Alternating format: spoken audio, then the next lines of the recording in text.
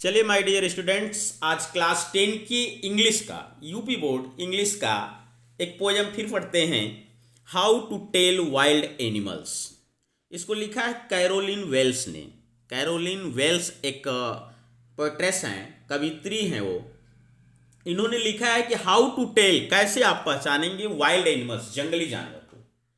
Poem के माध्यम से इन्होंने यही समझाने की कोशिश की है कि अगर कभी आप जंगलों में जाते हैं, जानवर आपके ऊपर हमला कर देता है या आपको दिखाई देता है और उसे आपने कभी नहीं देखा है, तो इस पोयम को यदि आपने पढ़ा है स्टेंजा बाय स्टेंजा तो आप खुद समझ जाएंगे कि यह कौन सा जानवर हो सकता है या कौन सा जानवर होगा। इस स्टेंजा में इन्होंने यही समझाया है। चलिए, थोड़ा सा लंबा है, 6 स्टेंजा है इसमें, इसलिए बिना देर किए हम पोयम को स्टार्ट करते हैं, शुरू करते हैं। सबसे पहले हम पहला स्टेंजा देखते हैं कि जानवर को कैसे पहचानेंगे। जंगली जानवर, वाइल्ड एनिमल्स है, जंगली जानवर को हम कैसे पहचानेंगे। इन्होंने लिखा if ever you should go by chance, यदि आपको बाई चांस, यहां पे लिखा गया है। बाई चांस का मतलब होता है संयोग बस। बाई चांस का मतलब क्या होता है? संयोग बस, यानी संयोग बस। ये बाई चांस यहां पे दिया गया है। संयोग बस यदि आपको मौका मिलता है to jungle in the east, पूरब की जंगल में जाने का। यदि पूरब के जंगल में जाने का आपको यदि मौका मिलता है, बाई चांस, संयोग बस यदि जाना होता है कभी पूर्वी जंगल में, दोनों लाइन का यही मतलब है। मतलब सीधा सीधा है कि यदि कभी संयोग बस आपको मौका मिलता है कहाँ जाने का, पूरब के जंगलों में जाना होता है अगर, तो आप वहां देखते हैं कि and if there should to you advance a large and tawny waste, and or if there you should to you advance का मतलब होता है आगे बढ़ना। वहां पे आप देखते हैं कि कोई आगे बढ़ रहा है। कौन? A large and tawny beast. A large यानी एक लंबा, यानी बड़ा, लंबा जिसको कह सकते हैं। एंड टाउनी वेस्ट, टाउनी का मतलब होता है गहरे भूरे और पीले रंग का, गहरा भूरा और पीले रंग का। कोई वेस्ट मतलब होता है जानवर। वेस्ट मीन्स क्या होता है? जानवर। आप वहां पे देखते हैं कि गहरे भूरे पीले रंग का जानवर आपकी ओर आगे बढ़ता है। या आप देखते हैं कि जब वह आपकी ओर बढ़े, आगे बढ़ रहा हो, तो आप क्या समझेंगे? और जब आगे बढ़ रहा हो, बढ़ने के साथ वह कर क्या रहा हो? If he roars at you as you are dying, you will know it is the Asian lion. If he roars, और वह इस प्रकार दहाड़े, at your, at you as you are dying, ऐसे दहाड़े जैसे कि आप यू आर डाइन, डाइन का मतलब मरने वाले हो। इतना जोर से दहाड़े और आपकी तरफ आए कि आप उस समय ऐसा लगे कि आप मरने वाले हो। यू आर डाइन, आप मरने वाले हो, तो आप समझ जाइए कि यू विल नो, आप यह समझ जाएंगे या जान जाते हैं कि it is the Asian lion, यह एक एशियन लायन है, अर्थात एक एशियन शेर है। अब पूरे स्टेंजा का मतलब यह है कि यदि आपको कभी संयोग बस पूर्वी जंगलों में जाना होता है और आपकी तरफ कोई भूरे पीले रंग का जानवर आपकी ओर अगर आगे बढ़े और वह आप पर इस प्रकार दहाड़े, इस प्रकार रोड करे कि आप उस समय मरने वाले हो, तो आप यह जान जाएंगे कि यह कोई दूसरा जानवर नहीं बल्कि एशियन लायन है। एशियन लायन का मतलब एशियाई शेर है। चलिए अगले स्टेंजा में आते हैं। चलिए दूसरा देखते हैं। Or if some time when roaming round, कह रहा आर सम टाइम। आर मतलब होता है अथवा या यदि। इफ सम टाइम, अथवा किसी समय, यदि किसी समय, व्हेन रोमिंग राउंड, रोमिंग मतलब घूमते हुए, रोमिंग मतलब घूमते हुए, राउंड मतलब इधर उधर। कभी ऐसा हो सकता है कि आप कभी इधर उधर घूमते हुए a noble wild beast greet you. A noble, noble का मतलब होता है बड़ा, एक बड़ा वाइल्ड बेस्ट जंगली जानवर, कभी आप इधर उधर भटकते हुए कभी जा रहे हो और एक बड़ा जानवर जो है, नोबल का मतलब आप शाही भी कह सकते हैं, बड़ा या शाही वाइल्ड एनिमल, जंगली जानवर, ग्रीट यू, ग्रीट का मतलब होता है सामना होना। यदि कभी एक शाही जानवर से आपका सामना हो जाता है। अर्थात यदि किसी समय भटकते हुए यदि आपका सामना एक बड़े जंगली जानवर से हो जाए या शाही जानवर से हो जाए विथ ब्लैक स्ट्रिप्स, जिसकी ब्लैक स्ट्रिप्स हो, ब्लैक मतलब काली, स्ट्रिप मतलब धारियां, जिसके ऊपर कैसी धारियां हो, काली धारियां हो, on A yellow ground. On A yellow ground का मतलब होता है, येलो ग्राउंड, ग्राउंड का मतलब यहां पे कहा गया शरीर से, उसकी पीली शरीर पे काली काली धारियां हो, तो आप यह समझ जाएंगे just notice if he it you. आप वहां पे नोटिस करेंगे, आपको ध्यान देना होगा, तो केवल यह ध्यान रखिए कि just notice if he it you, कि कहीं वह आपको खा न जाए। आप ऐसे जानवर को देख लीजिए जो पीले रंग की उसकी शरीर हो लेकिन ब्लैक रंग की स्ट्रिप्स उसके शरीर पे हो, तो यह ध्यान रखिए कि कहीं just notice if he it's you, just notice, यह ध्यान रखिए, इफ ही इट्स यू, कहीं वह आपको खा न जाए। This simple rules may help you learn the Bengal tiger to discern. This simple rules, यह जो सिंपल रूल्स है, this simple rules may help you learn, learn का मतलब होता है बताने में, यह आपको बताने में यह सहायता आपका करेगा, यह बताने में आपको यह जानने में मदद करेगा क्या, कि the Bengal tiger to discern, Bengal tiger to discern, discern का मतलब होता है पहचानना। आप पहचान जाएंगे कि यह कोई और जानवर नहीं है, बल्कि यह कौन सा जानवर है, यह बंगाल का बाघ है। बंगाल टाइगर यानी बंगाल का बाघ है, यह बंगाल टाइगर है, यह आप समझ जाएंगे। कहने का मतलब कि जब कभी घूमने आप जंगल में जा रहे हो इधर उधर और किसी बड़े जानवर से आपकी मुलाकात हो जाए, तो और उसके शरीर पीला हो लेकिन ब्लैक स्ट्रिप्स उसके शरीर पे हो, तो आपको ध्यान रखने की जरूरत है, ध्यान रखिए कि वो कहीं आपको खा न जाए। उसका यह भयावह होना, दिस सिंपल रूल में हेल्प यू, उसका यह भयावह होना सरल है, लेकिन वह यह आपको जानने में मदद करेगा कि यह कोई और जानवर नहीं बल्कि बंगाल का टाइगर है। चलिए तीसरा स्टेंजा देखते हैं। If strolling forth a best you view, who hide with spot and peppered। If strolling, यदि घूमते हुए, strolling का मतलब घूमते हुए, यदि घूमते हुए फोर्थ यानी आगे की ओर, यदि फिर घूमते हुए आप उस जंगल में आगे की ओर बढ़ते हैं, ए बेस्ट एक जानवर यू व्यू आपको दिखाई देता है। यदि आप आगे बढ़ते हैं, टहलते हुए आगे बढ़ते हैं, तो एक जानवर आपको दिखाई देता है। हुज हाइड, हुज मन जिसकी, हाइड मतलब, हाइड का मतलब होता है जानवर की खाल, हाइड मतलब जानवर की खाल, जिस जो जानवर आपको दिखाई दे जिसके खाल पर with spot is peppered, spot मतलब धब्बे दिखाई दे रहे हों, पेपर्ड मतलब ढकी हुई हो, अरे जिसकी शरीर जिसकी खाल धब्बों से ढकी हुई हो। यदि आप घूमते हुए आगे बढ़ते हैं और जिसकी खाल धब्बों से ढकी हुई हो, as soon as he has left on you, as soon as, as soon as मतलब जैसे ही हैज वह आपको लेफ्ट ऑन यू, लेफ्ट मतलब, लेफ्ट का मतलब होता है कूदना, वह आपकी ऊपर कूद जाता है, और यू विल नो तो आप जान जाएंगे, इट इज द लिपर्ड, यह क्या है, लिपर्ड है। लिपर्ड का मतलब तेंदुआ, आप समझ जाएंगे कि वह कोई और जानवर नहीं बल्कि कौन सा जानवर है, तेंदुआ है।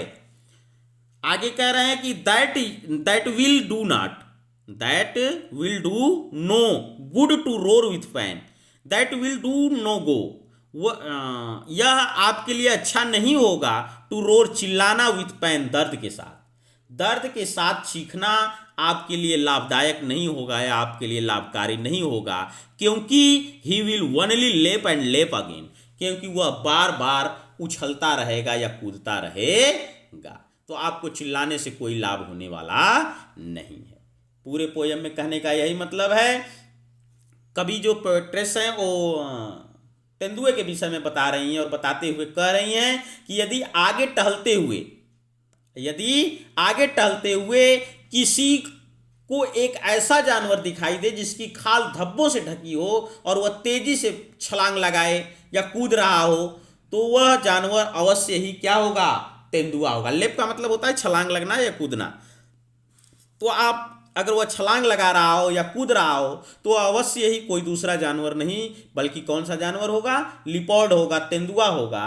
और कह रहे हैं आगे कि दर्द से चीखने से आपको कोई लाभ नहीं होगा, क्योंकि तेंदुआ बार बार, उसकी हैबिट होती है बार बार वह उछलता रहेगा, बार बार वह कूदता रहेगा। चलिए चौथा स्टेंजा हम देखते हैं। If when you are walking round your yard you meet a creature there. देखिए यहाँ क्रिएचर का प्रयोग किया गया है, क्रिएचर मतलब जानवर ही होता है।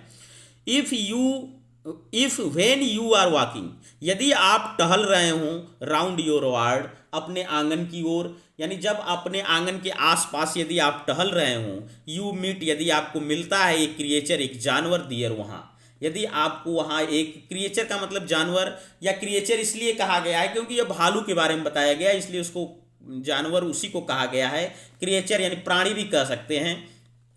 जब आप अपने आंगन के आसपास टहल रहे होते हैं तो आपको एक प्राणी मिल जाता है, who hugs you very very hard. You hugs, hugs मतलब होता है गले लगाना, वह आपको गले लगा लेता है very very hard. Very very hard का मतलब बहुत जोर से, बहुत जोर से वह आपको गले लगाता है।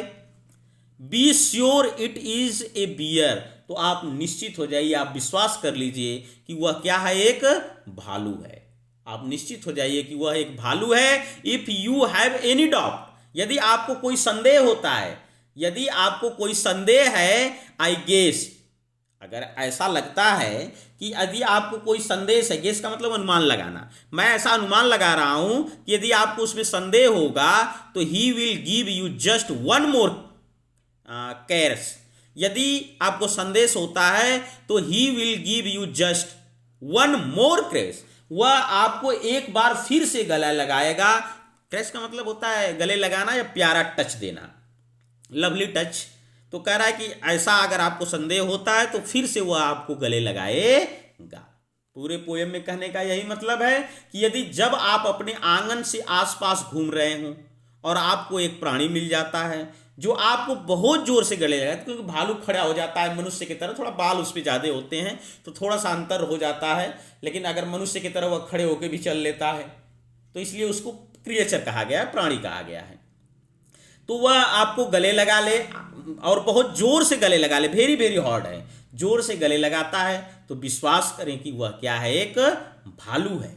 यदि आपको कोई संदेह है तो मेरा अनुमान है, आई गेस, यहाँ पे है ना आई गेस, मेरा अनुमान है कि वह आपको एक बार फिर से प्यार भरा स्पर्श देगा या फिर से गले लगाएगा, ऐसा मेरा अनुमान है।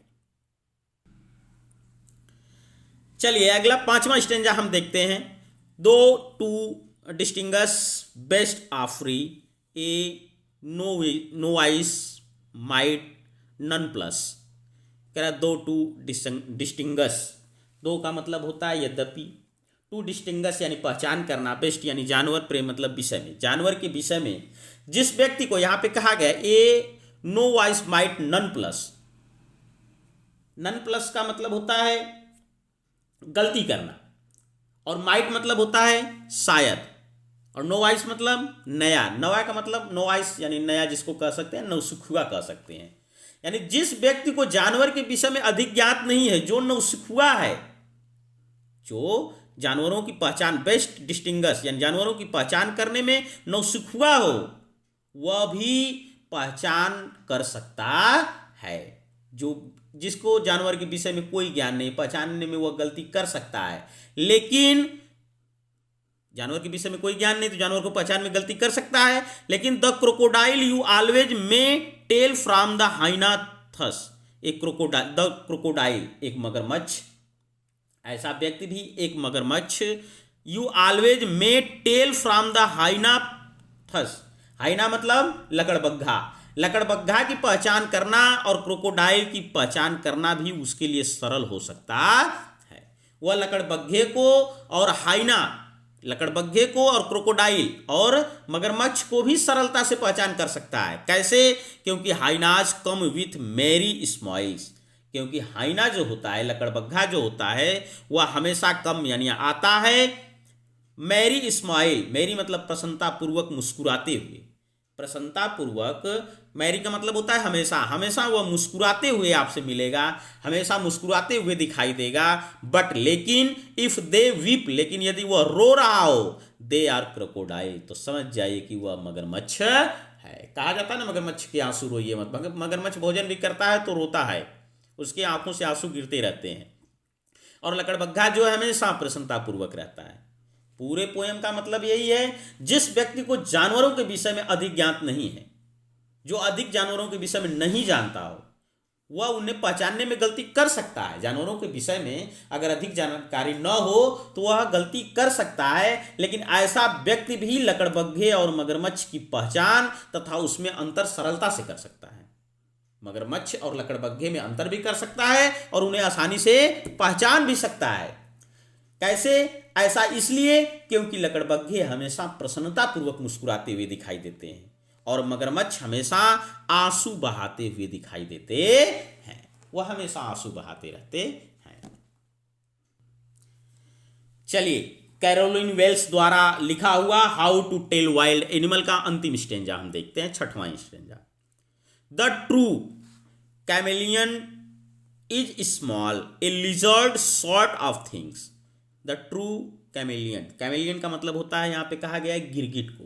एक वास्तविक गिरगिट, ट्रू मतलब वास्तविक, एक वास्तविक जो गिरगिट है, इज स्मॉल ए लिजर्ड, एक छिपकली की भांति, एक ए लिजर्ड एक छिपकली की भांति, सॉर्ट ऑफ थिंग एक छोटा जीव है। एक गिरगिट है जो वास्तविक गिरगिट है, वह एक छिपकली के भांति एक शॉर्ट थिंग है, यानी छोटा जीव होता है। ही हैज नॉट एनी ईयर्स, उसके कोई कान नहीं होते, at all and not a single wing, और उसके कोई पंख भी नहीं होता। सिंगल विंग का मतलब एक भी पंख, जिसका एक भी पंख भी नहीं होता है, उसके कोई कान भी नहीं होते, उसका कोई पंख भी नहीं होता।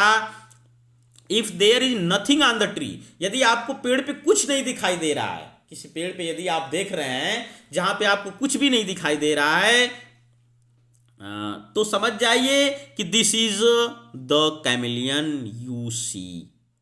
तो आप समझ जाइए कि दिस इज द कैमेलियन, यह एक कैमेलियन है, अर्थात यह एक गिरगिट है। यू सी जो आप देख रहे हैं, तो वह एक गिरगिट होता है जो से पेड़ पर कुछ नहीं दिखाई देता है, तो आप समझ जाइए कि उस पे क्या है, एक गिरगिट है।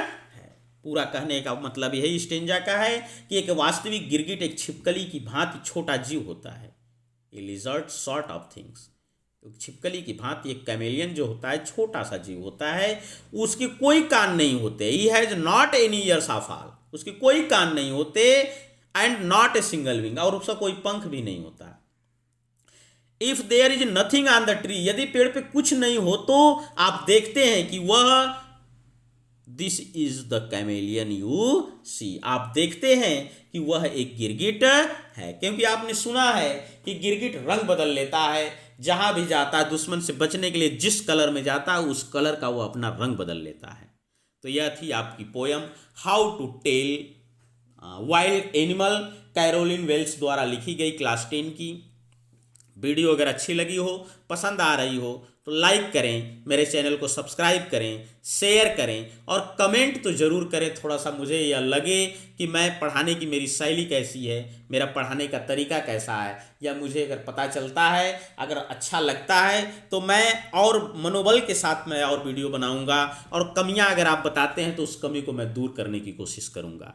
बस कुछ ही समय में मैं प्रत्यक्ष रूप से एक स्मार्ट बोर्ड के सामने पढ़ाने की कोशिश करूंगा, व्यवस्था कर रहा हूं, अगर हो जाती है तो बहुत जल्द आऊँगा। प्लीज़ मेरे चैनल को सब्सक्राइब करिए, लाइक करिए, शेयर करिए और कमेंट तो ज़रूर करिए।